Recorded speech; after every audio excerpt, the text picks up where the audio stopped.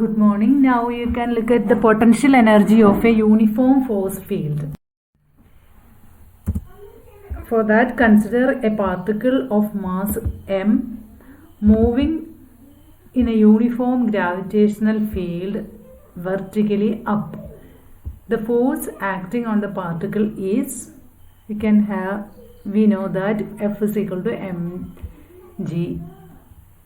G is the acceleration due to gravity and K is the unit vector minus mg. It is against gravity, so we are putting a minus sign here.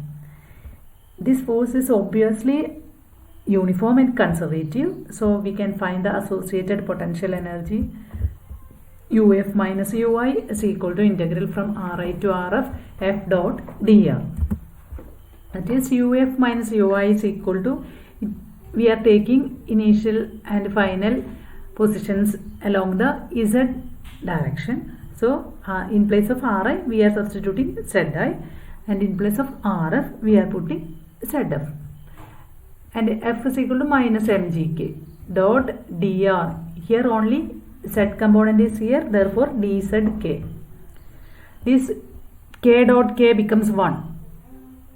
Unit vector dot product same angle is equal to 0, dot product cos 0 1, then UF minus UI is equal to minus mg into integral from Zi to Zf dz.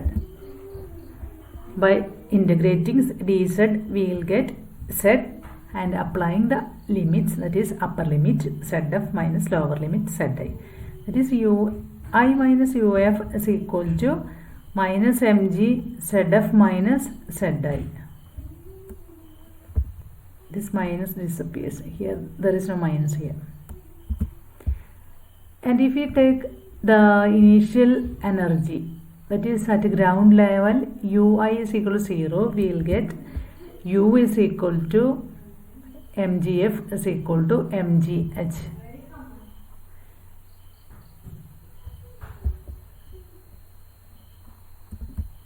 Zf is the height, vertical height travelled.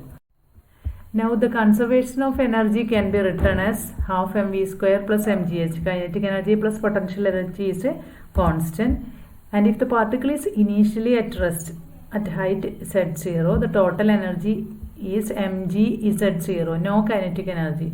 It is at the ground level, only potential energy mg z0, and we can write half mv square plus mgh. Final kinetic energy is equal to mg z0, that is the initial potential energy, total energy. From this we can derive v square is equal to 2g into z0 minus z, it is equal to 2gh, where h is the height through which z0 minus z, h is equal to z0 minus z is the height through which the particle has fallen.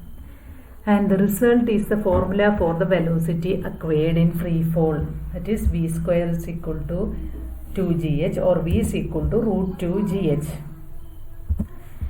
And if the particle is projected upward with an initial velocity v0, the final velocity is given by v is equal to root v0 square minus 2gh.